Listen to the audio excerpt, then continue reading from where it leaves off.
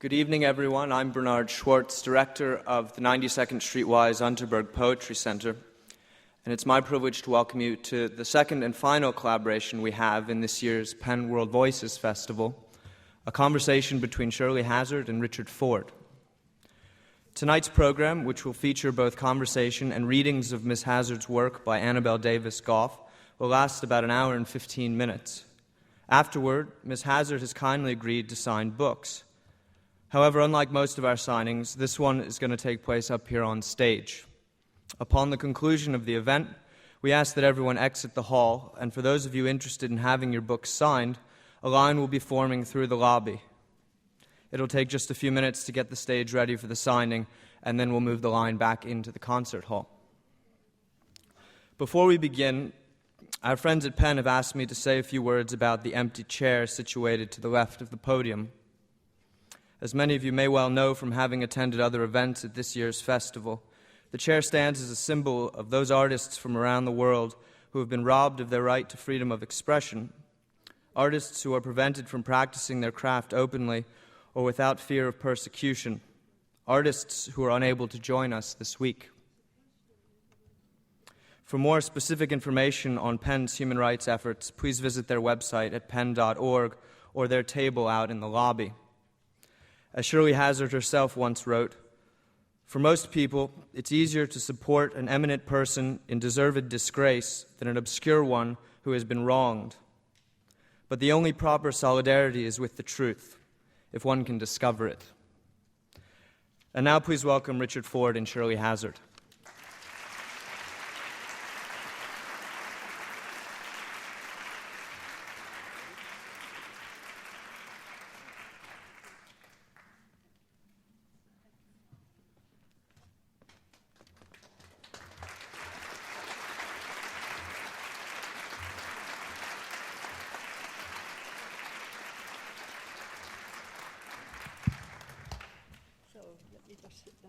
Take your time.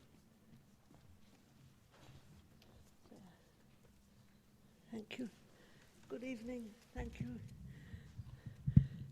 And I'm sorry I've got a game leg. It's going away soon, but not soon enough to help tonight. But I'm so glad to see you. Thank you for coming.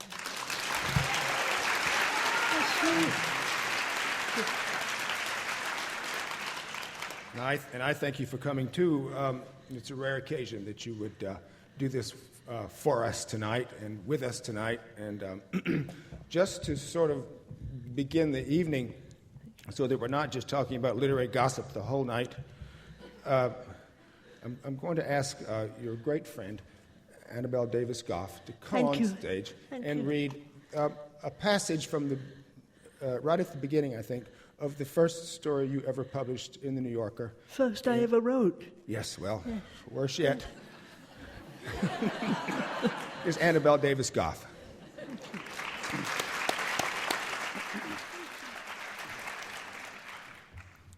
This is from Harold. Every evening of the summer, lanterns were hung from the oleanders, and they had dinner in the garden. The table was a long and rickety affair on trestles, and there were always insects because of the lights, but on balance, it was worth it. The evenings were cool, even after the August days which recorded heat long after dark in the villa's outer walls. The wall facing onto this terrace garden was still warm to the touch, although it was past 9 o'clock, and Signora Riccardi and her guests were sitting down to dinner. The scene, too, was worth the discomfort.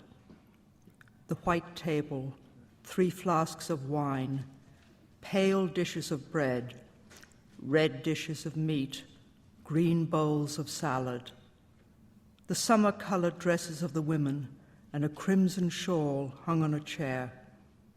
Everything scented by flower beds in a clips beyond the lanterns, and by lemon trees which stood about in great stone urns.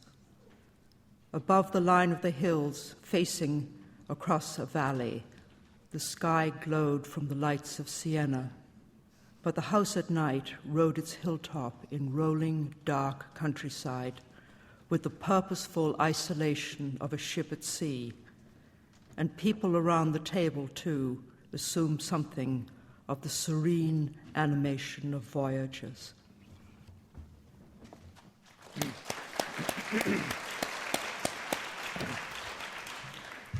When I hear her read that story, and I read that story again yesterday, I think to myself, how could a girl 20 years old write that story? I know Mr. Maxwell at the New Yorker said that they were just dazzled, that it was the first story you'd ever written, the first story that you'd ever sent anyplace.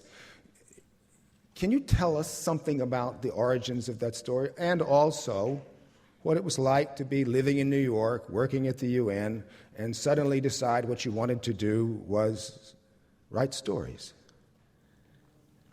Yes, I don't know that it was as sudden as all that, because although it was the first story I wrote, and of course it was wonderful to me that it was accepted with a lovely letter from a wonderful man who's now dead, William Maxwell, who was a fine writer, and he spent several days a week at the New Yorker, where he was an editor. And he and his lovely wife, they became great friends to me. And the generosity of these people, the time they gave up to the new writers who were brought in, and the kindness one had, and never a crossword which would have been perhaps something they felt they could well utter. But nobody was other than wonderfully encouraging and kind to me. And I had been working several years at the United Nations, and while I had friends there, it wasn't an encouraging place. And for women, young women like me, there really was no advancement at all. And nobody even, I think, thought that there should be any advancement. The idea was, well, you're here, you're fairly young and not brutally ugly, and you'll probably get married, and so we're not going to do anything for you. That was the world that should do something. And so really, I began to think I should do something for myself. Wow. And I always, people often had said to me that did I never think of being a writer? Well, I might have thought of it, but that's rather different from becoming a writer. And I felt many people who can express themselves fairly well and can write a nice memorandum, they perhaps think they can have a literary career. And that was very off-putting to me. I thought, well, perhaps I'm just like that and will never really have a literary career. And then I thought, why not? I had a story and I sent it, because the best place to send it really was the New Yorker, and I didn't see why I should send it anywhere else. I expected it. It makes perfect sense. I expected it to be rejected, but I thought, well, I could be rejected by the best place, So they didn't reject it. When Mr. Maxwell was your editor at the New Yorker, and he was your editor for a long time, yes, I think. And a great friend too. Was he? And he was, of course, the editor of Eudora Welty and many other wonderful story writers, John Cheever. Was he an active editor for you? When you set things in?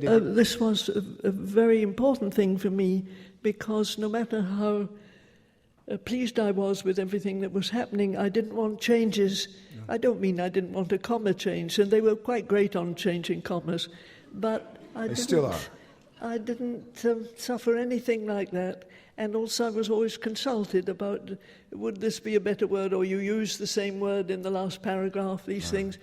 And it was all done with such kindness, really, courtesy and kindness, and as if there were real interest in having the story and getting it published. It was really a wonderful time for me.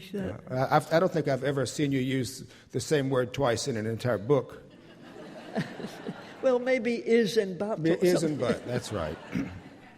I want to ask you something about being funny, because the story Harold, which Annabel just read a part of, is a very funny story in places. There's a line of Henry James that I always think about. It says that there are no themes so human as those that show the connection between bliss and bale, between the things that help and the things that hurt. Between the things that help and the things that hurt. Yes. And it makes me wonder if when you are funny on the page, I mean, I think you're natively funny, but when you're funny on the page, are you always in pursuit of something poignant? Are you always in pursuit of something more serious? I'm glad you say that, because I think that life is like the page in that sense, that sometimes it is funny, yes, or amusing, and I like that because I myself like a life that has some amusement in it. But in the ultimate sense, it's not funny, and it's nice that we have the alleviation of being amused by things. Indeed. And I've always had wonderful friends who could be very amusing, even if they were sardonic. They could do this in a properly sardonic, smiling way. Most writers that I know think that their work is very funny, and nobody else thinks that their work is very funny. They're the ones who think it is. But humor is actually larded through, well, not as much, I guess, in The Great Fire, but certainly in The Transit of Venus. The Transit of Venus is an extremely funny book, although not mirthful, one would not say. Well, ultimately, one has to be serious. It's like life. But on the way, if you can see a bit of the wit that is in life itself, and the way one has to subject oneself to that, and even so find something, find some irony, some self-amusement within this. It's a better way to live than being disgruntled all the time. Indeed. While we're on the subject of your young life, I believe that you went to work for the British Special Operations Branch when you were 16 years old. Yeah, 16, yes. How exactly does one go to work for the Special Operations Branch when you are 16 years old and living where, in Hong Kong? I was in Hong Kong, yes. How did that? How? Well, I worked in an office where it was an intelligence office, and the British officers who were in charge there, they had been in the war, all of them, some of them very young, others not, and they wanted in that office, where this was, of course, in China, in Hong Kong, rather, which was a British colony then, but they needed somebody in the office, even if it was a creature typing or like me, they needed a person who would have a British background. There were certain things that couldn't just be cast out on the waters all the time. And so I came in handy then. And then I found they came in handy a bit too. I had nice times, and I look back, or even at the time I was aware that it was something quite marvellous. Although at the time I thought all life was going to be like that, with such amusing people who had experience and yet didn't make a point of it. And life didn't turn out entirely like that. But still, I knew it could be like that, and that's something that you don't have to keep saying, but this can't be the life I thought I would have. No, I knew that this is a good way to be. Since the sort of peregrinations of your life sort of made it impossible to go to university, I think you've written some about what an education it was to be around those foreign service officers, how literate they all were, and how verbal they were about their literacy. It was wonderful, and they were wonderful people, and I kept always in touch with certain of them, very close friends, and we kept in touch. They were older than I, and now they start to disappear. And I feel that I don't have that marvellous link in my life where people from far off, when I was very young, were still a vital part of my life. Even if we were separated by half the world, we would always meet up again. And then when I met and married my husband, he also was very fond of these people. We didn't have to make any choice, his and hers friends or anything. He also loved them. Now I want to switch subjects here just a little bit. A feature of your prose, as anyone who reads it, as I have rather religiously over the years, would realize that you have the capacity to be epigrammatic. I have the capacity to be epigrammatic. You write sentences which actually stick in one's brain. I'm so glad. And, well, you wrote one time, maybe it was in this wonderful interview that you did with Sandy McClatchy for the Paris Review, you stressed in your work the importance of what you called original observation. And I wondered, and I wonder now, if is it your wish as you write along writing sentences to write sentences which can leap off the page in into a reader's brain? I mean, I'm constantly stopped, and because something has stopped me, because it is so, in fact, memorable. That's very nice of you. Well, it's also true. But that's what ideally one should have, things that leap a bit off the page. If they're just doggedly sitting on the page, waiting to be encouraged, I don't think this is a good way of writing. Yes.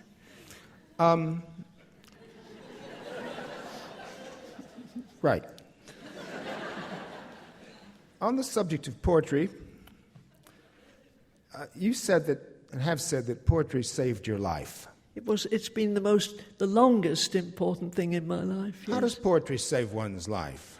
I don't know. I can't tell you that, except that somehow the ear is accessible in certain people to this. And I very, very early on, well, of course, mothers exaggerate, but my mother said when I was 18 months old, you don't have to believe this, that I recited, somebody had recited to me, some grown-up person recited to me, "This is the house that Jack built." And I said it back to them. Now, as I say, a mother is a very indulgent, or you hope, a very indulgent person. But I even have a vague recollection of very early having a loving feeling for poetry. Good poetry. I knew very well what was good poetry and what was bad. I know it's horrible to have things that you say be held up to you again after you've said them as though you really meant them. But you said once, that you didn't know how people could live without poetry. And when I grew up, there was not poetry. And it made me wonder, how do you think people who don't have poetry actually do live? Well, I think about this too. It can't be forced on people. Now you've got to listen to poetry, grabbing them by the lapels or something. But it's also, poetry comes in different forms. It can come in mere feeling. I think people realize within themselves that they have deeper feelings than language always allows them to express. And poetry I think, can save very much the souls of people who feel that way, who feel cut off from a deeper thing in themselves and are having to fit in with much more daily forms of expression. I think I'd like just for a moment to ask Annabel Davis-Goff, the novelist, to come out and read another passage. This from your novel from 1970, The Bay of Noon. Is she coming? The Bay of Noon has been nominated for the last Booker Prize, which has been given this summer in London. So here you are, said Gioconda, as if she'd been waiting my arrival for a long time, or as if, entering into my own point of view, she could regard my presence in her room as the fulfillment of an intention, even though not her own. It was curious to think then how I had for weeks been aware of her while she had not known of my existence. "Your street," I said to her, "your street is marvelous." Oh, the street. She thought so too, so much so that good manners called for her to deprecate it. They're always telling me, my friends, Why don't you move? Because it's rough round here, you know, a kind of important squalor. Not squalor, exactly. Not squalor, she cried. If this street isn't squalid, I'd like to know what is. We both laughed at her indignation, she putting her hand up to her mouth in a gesture so completely hers that picturing it brings her more before my eyes than any photograph could do. It was as if she were quite irrationally self-conscious about her mouth or her teeth, or unavailingly wished to be more moderate in her responses. This is Naples with a vengeance, and literally so, since we have the vendetta around here. I'm always hearing the grocer was stabbed, or that they're on the lookout for the dry cleaner. But there it is, it's what I'm used to. I couldn't live elsewhere.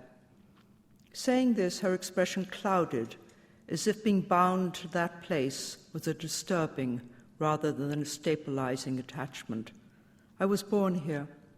She turned to me and asked, again as if we were children exchanging information, where were you born? It isn't so much where one was born. As a matter of fact, in my case, it was in Notting Hill Gate, but what one remembers.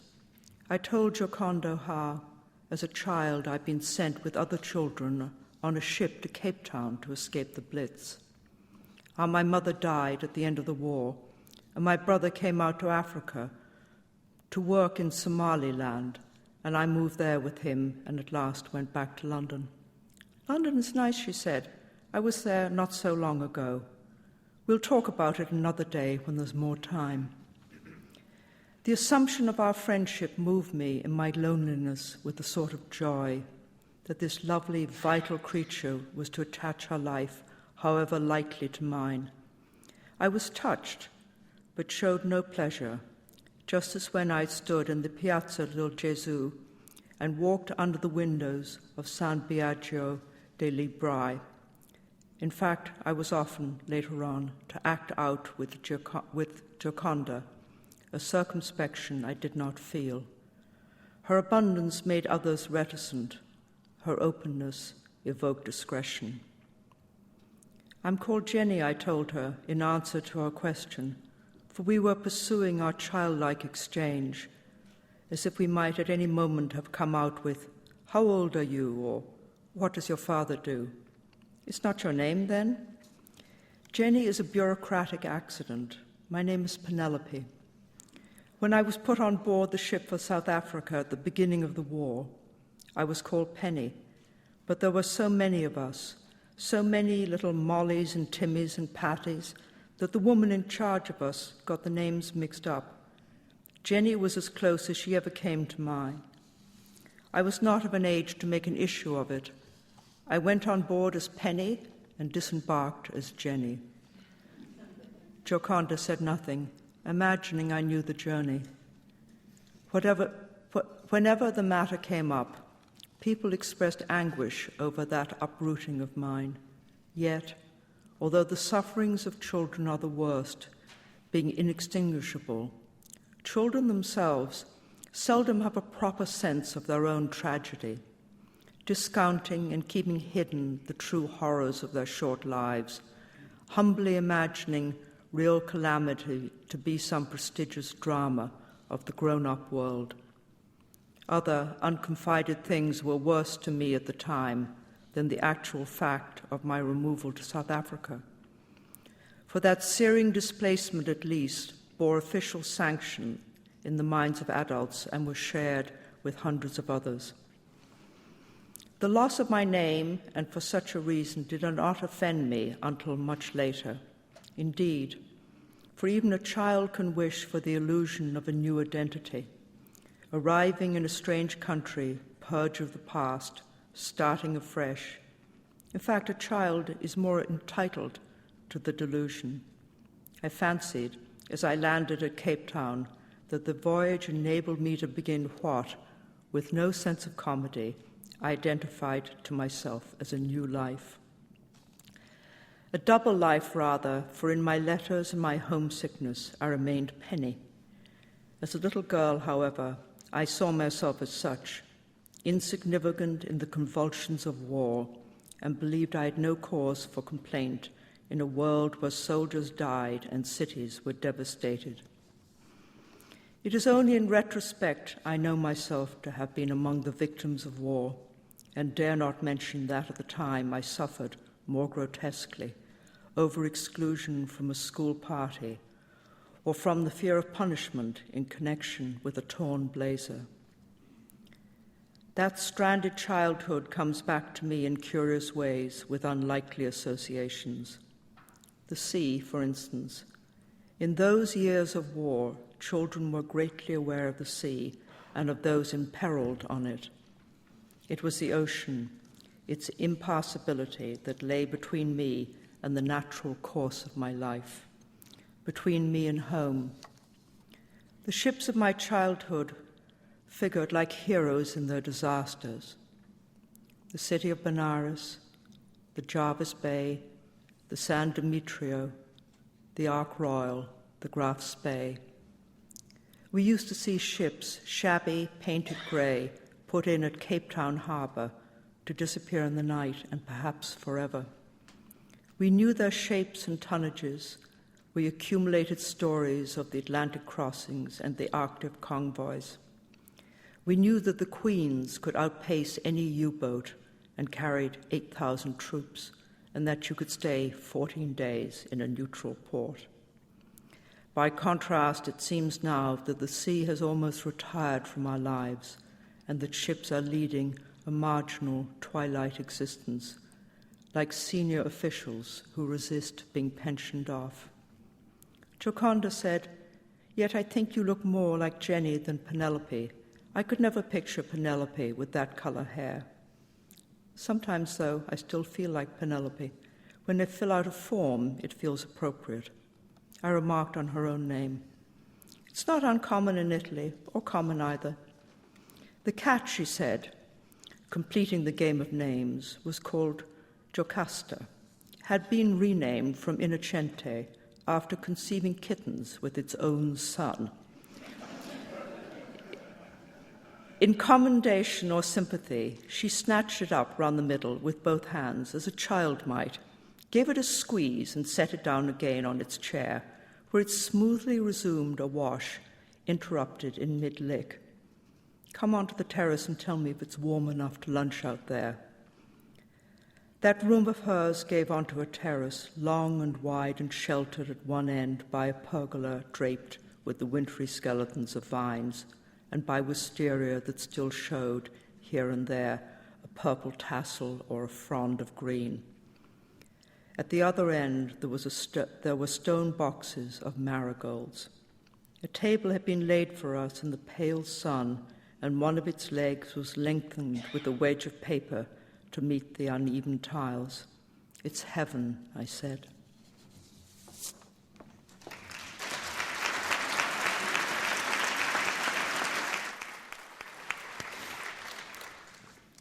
Last year, when John Updike died, Adam Gopnik wrote in The New Yorker, he said that Updike was a writer who managed to get himself fully expressed in his life.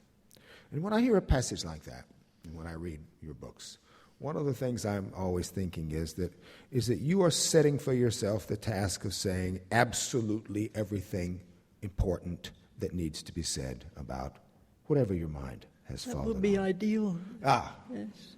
So that really is the sum of it then. Well, it's not that it can be even fully expressed all the time, but once in a while one hopes to write something, even a sentence where you feel now that was what you wanted to say. And that may not be something that's particularly noticed, but you know that you somehow came to a culmination of how words can be put together. We are so lucky to have the language we have that draws on many languages originally. I mean, that it's not a language that has fixed roots. It has Latin in it. It has even Greek. But we are so lucky to have this very flexible language and a marvelous literature of all tastes that goes with it, the literature that really uses our, reaches to our thoughts and our expressions. And I think for writers who are readers, because they're not always readers, but most of them are, but I think it is I would even say an inspiration. We know that something can be very well done and deeply done in all kinds of shades and tones, and it's a challenge to find another shade or tone. It's very rare. Would add something original. Yes. It's very rare to find that in a book. It's very rare to find novelists who are willing even to admit that. I think people feel challenged to be tough now. They may not be particularly tough at home, but they want to be tough on the page. And I think there's a kind of bravado about not using unfamiliar words, and yet we can't let them all die out. What would we be doing, just gasping away there in the end? Yeah, but you have a wonderful line. You said, I feel that people are more unhappy for not being able to fully express something or to profit from somebody else having expressed it. Oh, I think this is very true, that people feel they don't have the words to say, how terrible or how beautiful. They're embarrassed to use a word very often like beautiful, and yet it's a beautiful word. Let me change another subject here. I've got a million of them. As a woman who is so responsive and as a writer who is so responsive to history and to ancient culture, and what do you think about America here, a country so seemingly intent on erasing and ignoring its past and that sees the past not as a prologue but as an encumbrance? You've lived here for 60 years. I didn't hear what the last thing you said was. I said you've lived here a long time, and Yes. your dedication as a writer and as a thinker is so much to the past and to the evidence of the past in the present. And here you live in a country which is so dedicated to erasing its past and has a short one to begin with. Well, I think that America now has much more past even than when I first came here. Well, it does. There's a little arguing that. It's a question of, I think Oscar Wilde said a very clever thing about it, and I wish I could remember exactly, but it was about America and its newness, and that it's so new that it doesn't know how to grow old. And it's not entirely true, because I think in America is so vast and has so many characteristics, as it were, playing into it, that there is almost nothing it doesn't have except antiquity. And there are so many different shades of people thinking about their lives and expressing themselves that it can't just be encapsulated in a single word, America. Well, you've written about it not very much in your life. Not much, no, because I tend to write about things that are past, if I'm drawing on my own experience, that is. But I have lived in ancient countries, and I've expressed sometimes feeling about that, which has always been, it's always been a thing, a source of great interest, and sometimes of tragedy in countries, of course, have all suffered and loved and had great experience.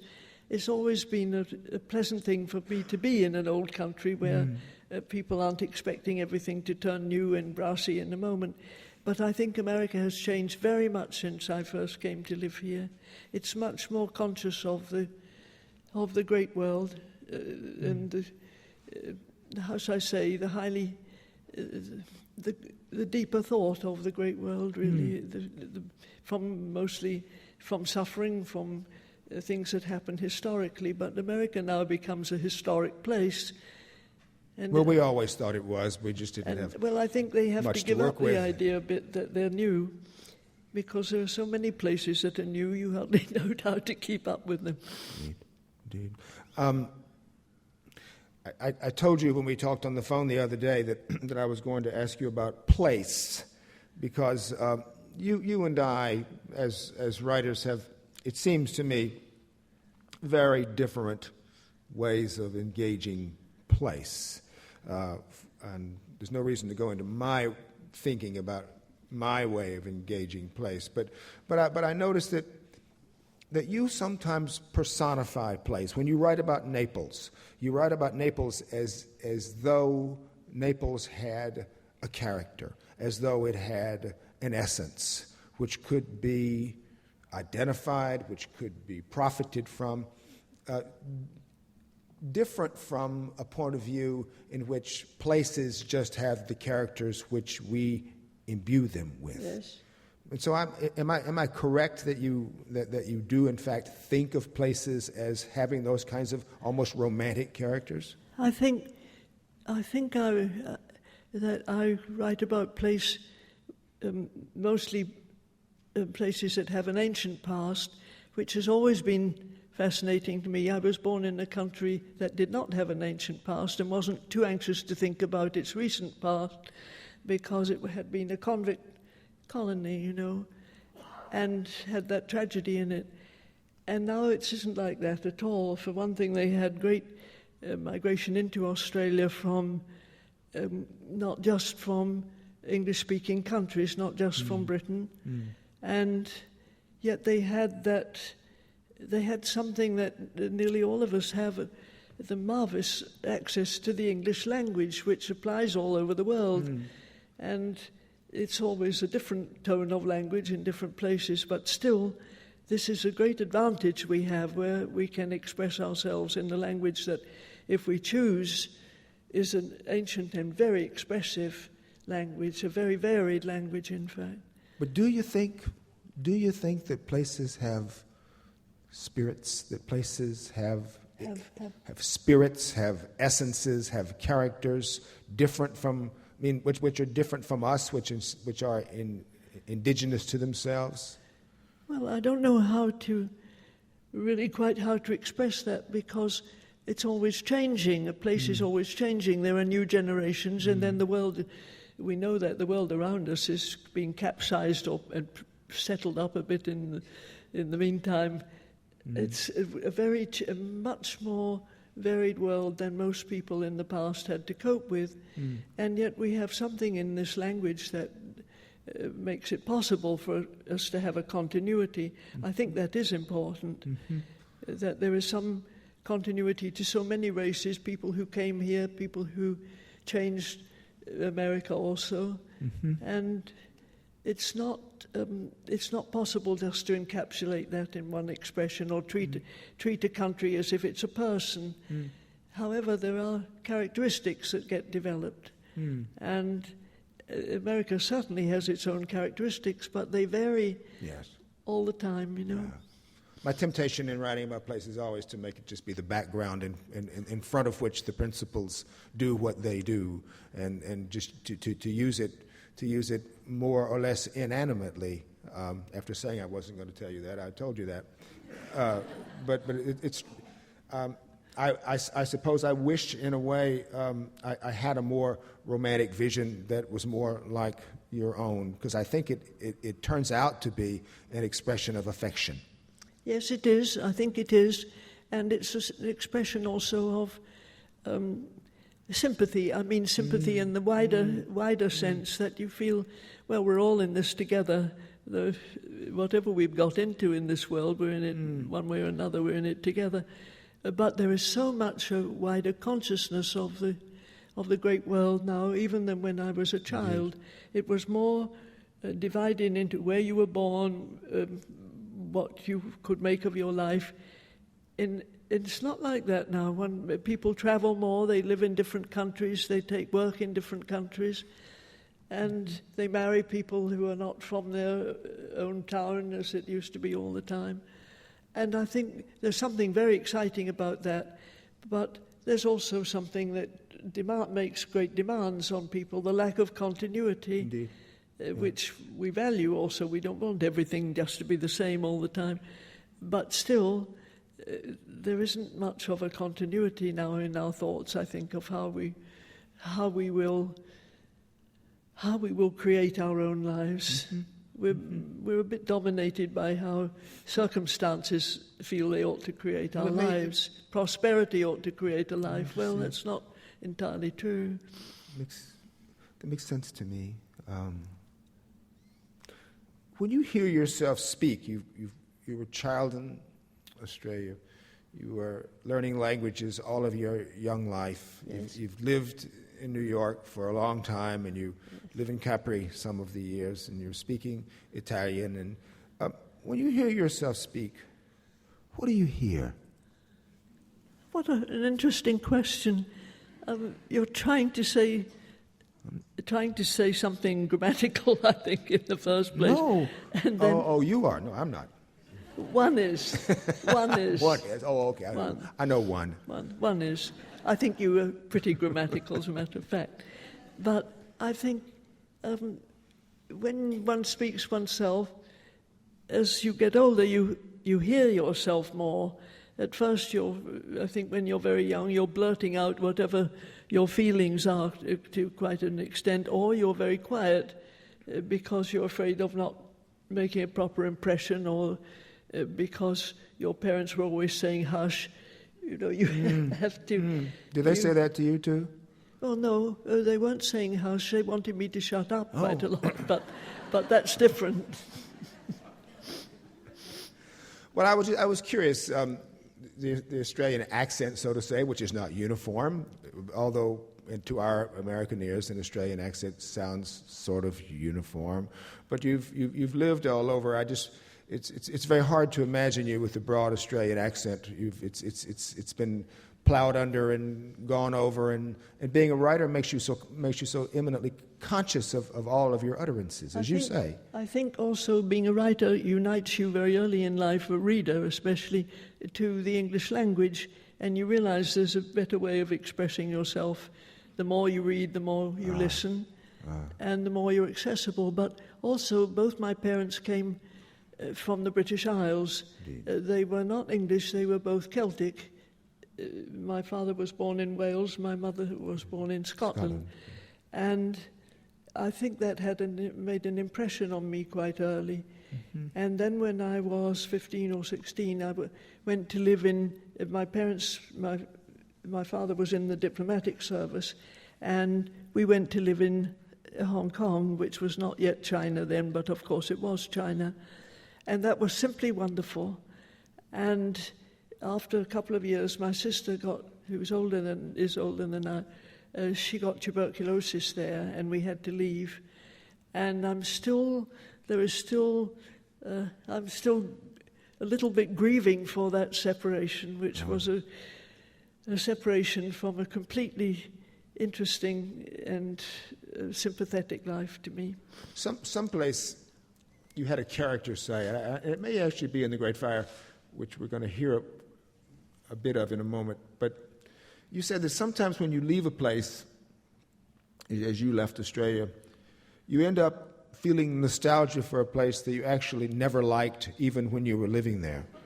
That was my mother who was like that. That wasn't me so much. No. Actually, it was a character in a novel who said it. Oh, yes. A novel that you wrote. Yes, I took that from my mother because early on, I didn't take the sentiment from my mother, but I noticed that in the many places we lived in when I was growing up, she didn't like it at all when she first got there, or even after she got there. And as soon as we left, it was, remember our lovely days in China or wherever it was. And I determined I am not going to be like that. If I am enjoying it, if I find something interesting, I'm going to try to incorporate it in my life. Of course, it wasn't always interesting. There were some moments of wishing you were not in that particular place. However, I was always curious about it. What will come next if you aren't assimilated into this place, but there'll be another one. And that was, I think this is a great privilege, great advantage that one had, that one wasn't, because a child, a young person, is so often just the captive of their family. If the family is moving from the one side of the earth to the other, the child has to accept that, leave the school, leave its friends, all these things. And so I think I was lucky in that I always had this feeling of seeing interesting and new places.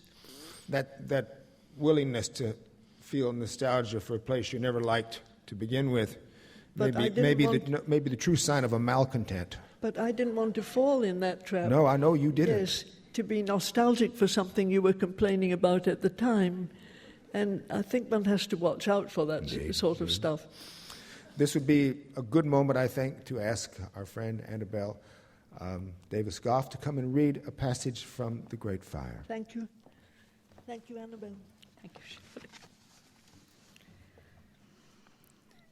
On his first mornings in Hong Kong, Exley set out early.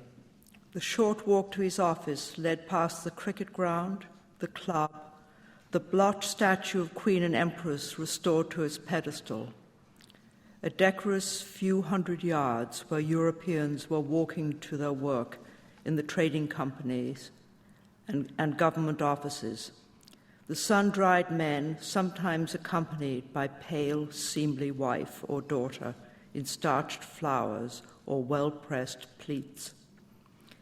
At that hour, too, the tourists were coming ashore from the President lines, headed for tablecloths, carved ivory, and cloudy jade.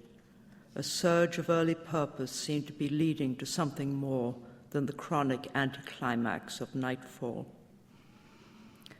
The harbour was an old photograph, a resumption.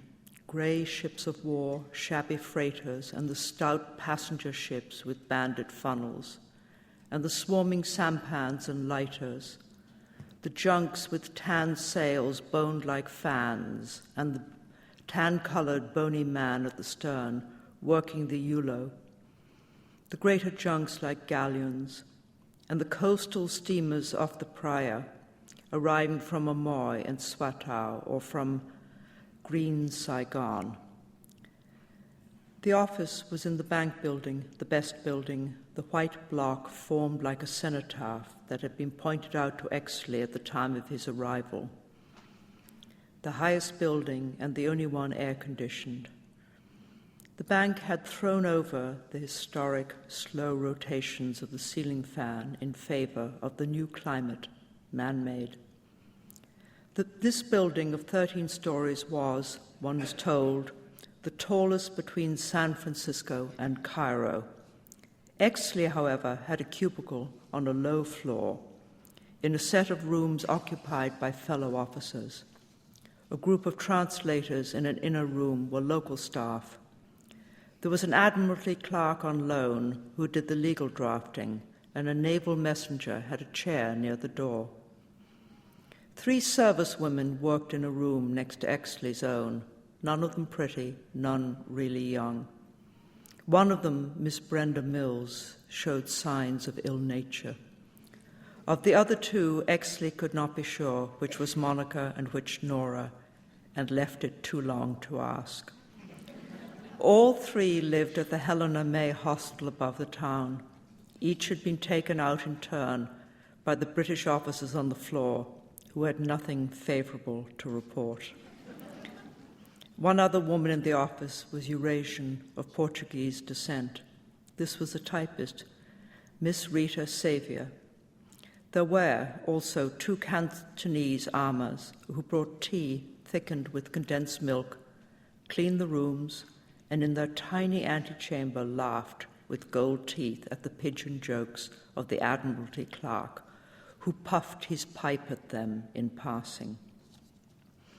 Here, through mornings and long afternoons, Peter Exley explored a heap of files and despaired of justice. His office had access to a terrace paved in big red tiles, undulated by the rains. The terrace, rarely used, looked towards the harbour. Seagulls wheeled there, and a cormorant at times alighted.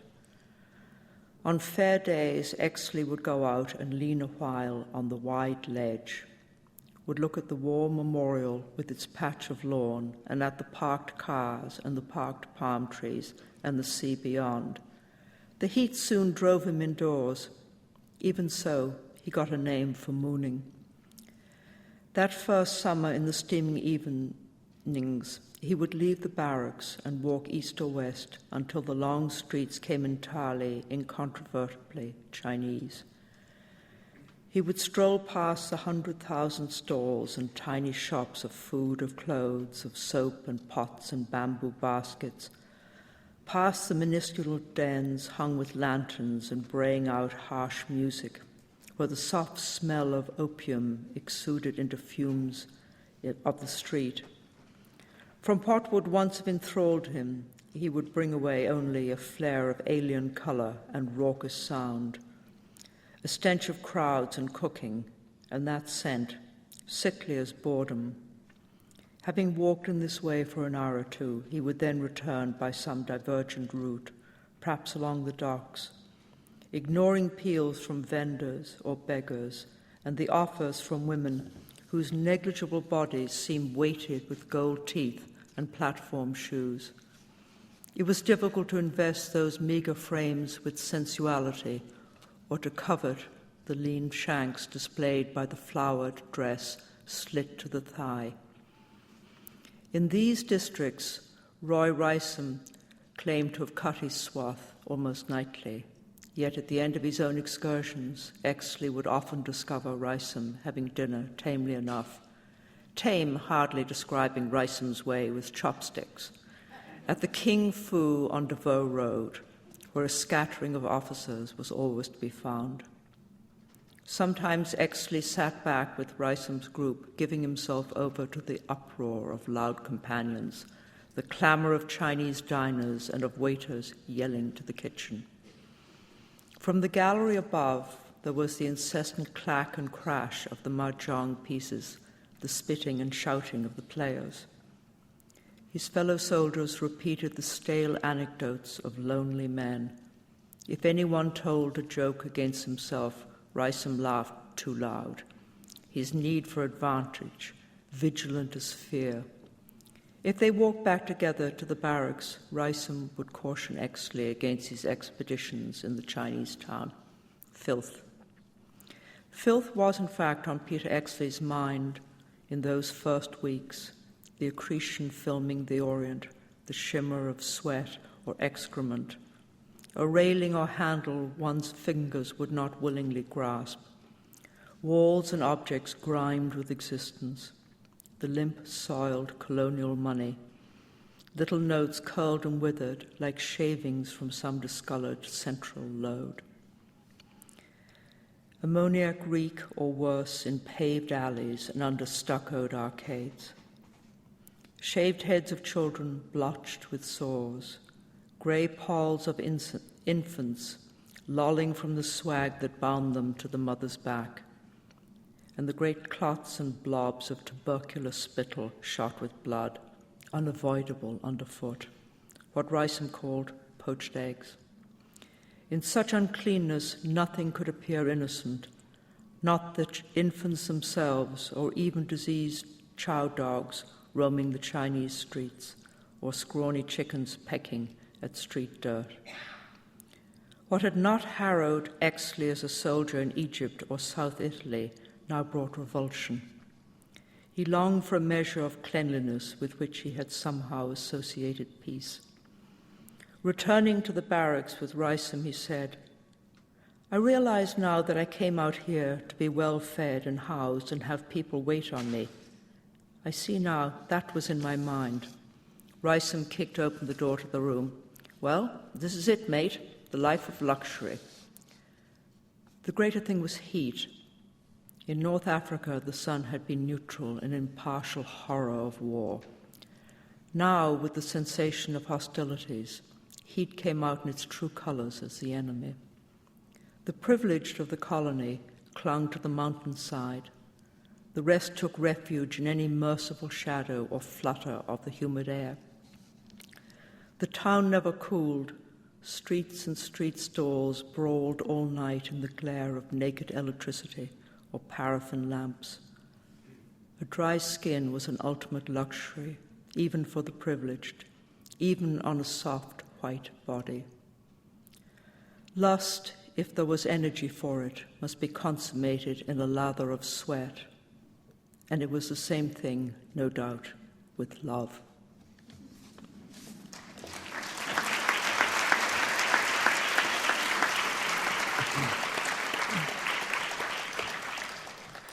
I have to recommend to the audience this wonderful interview that you did for the Paris Review. I didn't hear. I say I have to recommend to the audience this wonderful interview that you did with the Paris Review with Sandy McClatchy. It's a terrific interview, thorough, and gave you all the time that you need, unlike tonight. But I have a question that Sandy and you talked about, and you said that you'd written novels before you wrote The Transit of Venus.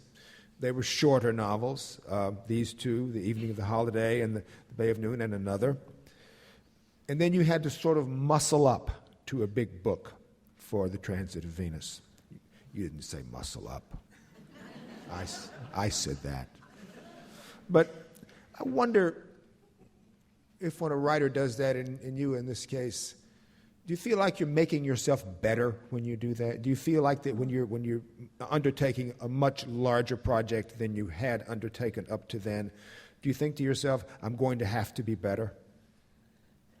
I think this is so interesting because in the beginning when I began to write, I wrote what it was a story, a short story, and what I had the feeling to write. And I remember that William Maxwell, who was my person at the New Yorker who took my work marvelously, we used to talk about this, and he said once, I said, people are always, well, not always, but sometimes saying to me, well, obviously you'll write a novel. And it didn't seem so very obvious to me because I loved writing these short stories. But then there was a collection of the short stories, Knopf kindly asked to publish it. And I realized that the publisher has expectations that I'm going to come up with the great American novel or whatever it is. And I didn't, not in any of this did I feel, well, I won't be anybody until I have a big novel or something. I didn't feel this at all because I loved writing short stories. But somehow, yes, it grew on you, and not just from people's expectations, but you realize, yes, I have something more to say. But it didn't seem to me essential because there have been writers I admire very much who never wrote a novel. They wrote short stories, wonderful short stories. So I didn't feel particularly guilty about this. But yes, I realized that I would like to write it more at length and have a, how should I say, a better chance to develop the characters that I was depicting. And a chance to use more words. Well, I must tell you that it sounds so much better when Annabel is so eloquent. And then because this is true of many writers, though not of all, I very rarely reread what's been published.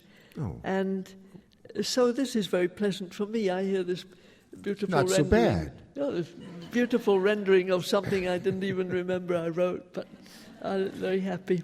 You've said that you routinely have to goad yourself to write. What's the resistance? What are you goading yourself against? You're goading yourself against not being able to express what you feel you have in you. It's not something you'd rather be doing. I think a lot of life is like that. It's not that you're goading yourself against something you'd rather be doing. No. I remember what I used to do before when I worked at the United Nations. Nothing doing. I'm curious to know, has this...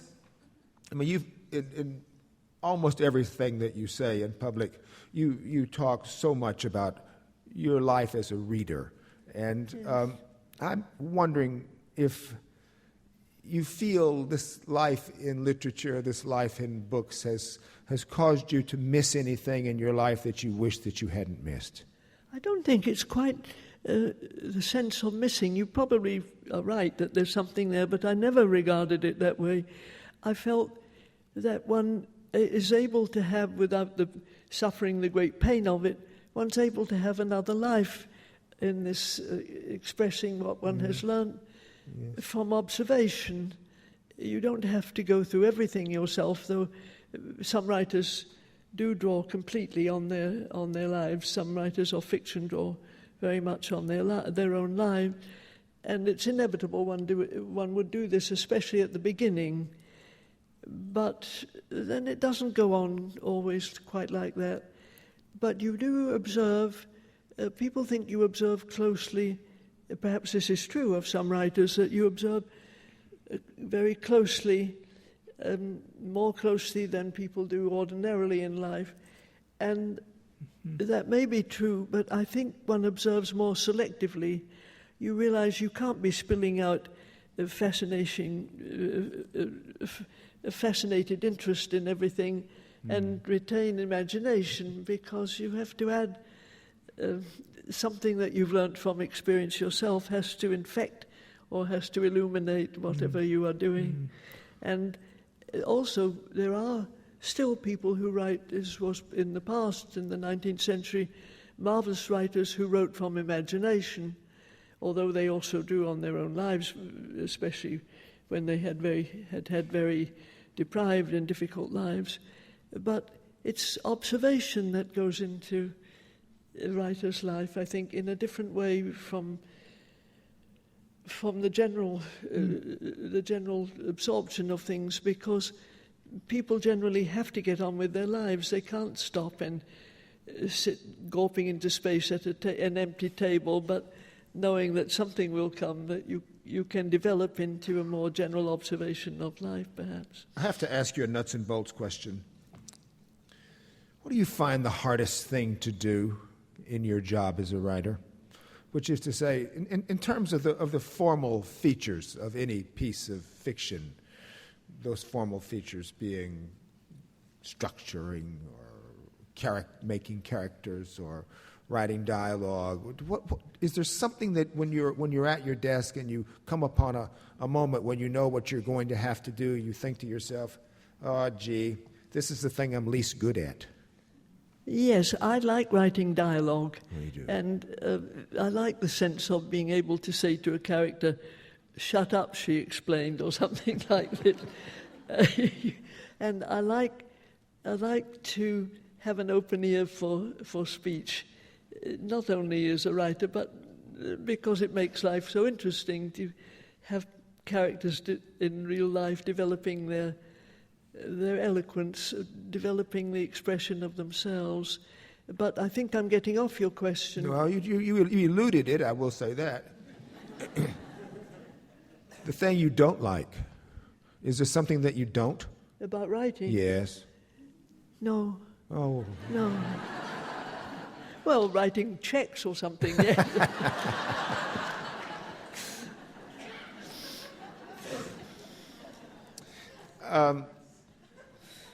I'm sorry to keep bouncing from subject to subject, but I got a lot of subjects.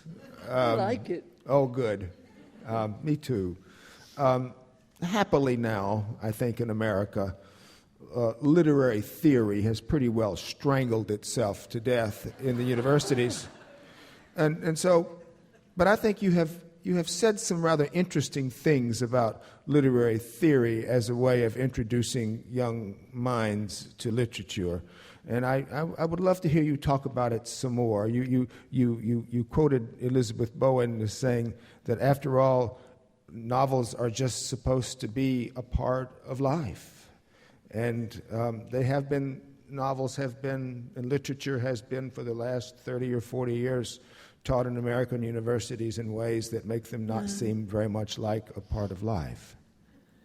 I think the word criticism is not a very popular word with me. I don't mean adverse criticism, obviously. That would be unpopular. But I don't feel we need to be instructed all the time, and I think the more instruction there is, the less spontaneous acceptance there is. I think people have to return to perhaps the expectation of reading for themselves and entering into literature in that way, that they live the characters. Of course, these have to be books that are really worth reading, but I don't mean heavy books or difficult books, but books that people always read that now get too much explication.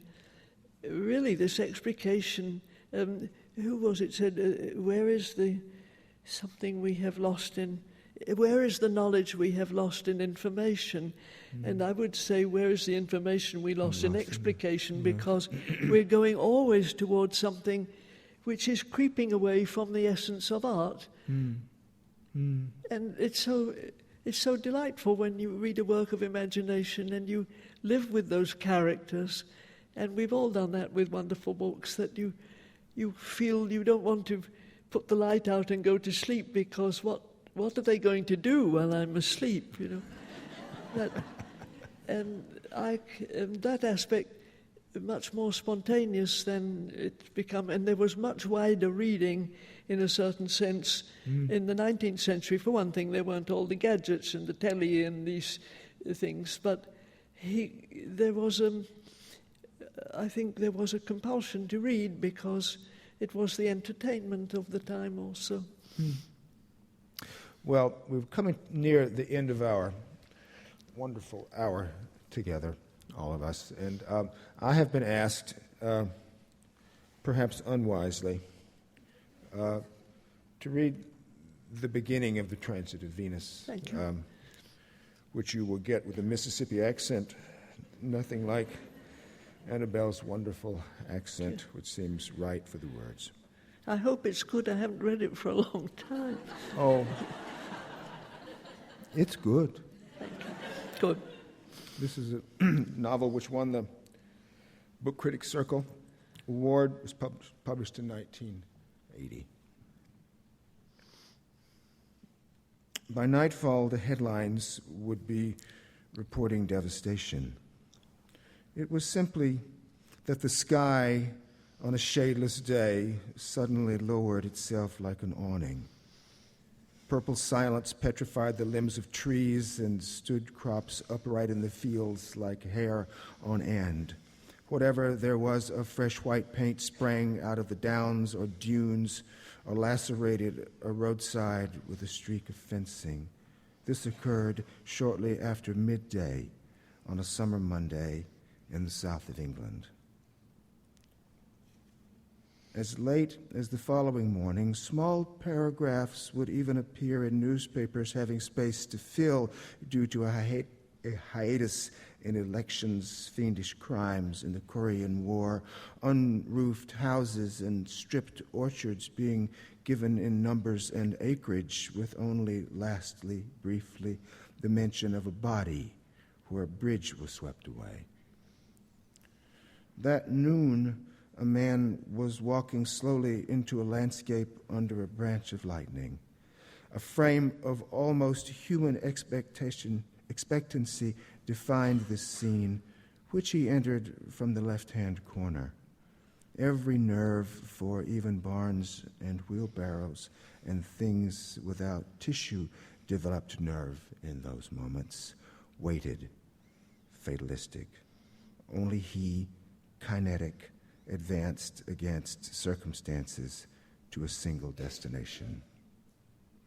Farmers moved methodically, leading animals or propelling machines to shelter. Beyond the horizon, provincial streets went frantic at the first drops. Wipers wagged on windshields, and people also charged and dodged to and fro, to and fro. Packages were bunged inside coat fronts, newspapers upturned on new perms. A dog raced through a cathedral. Children ran in thrilling from playgrounds. Windows thudded, doors slammed. Housewives were rushing and crying out, "My washing!" And a sudden stripe of light split earth from sky. Thank you.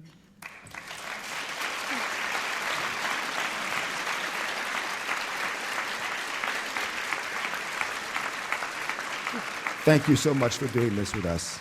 Thank it's you. a great pleasure. Thank you. And I want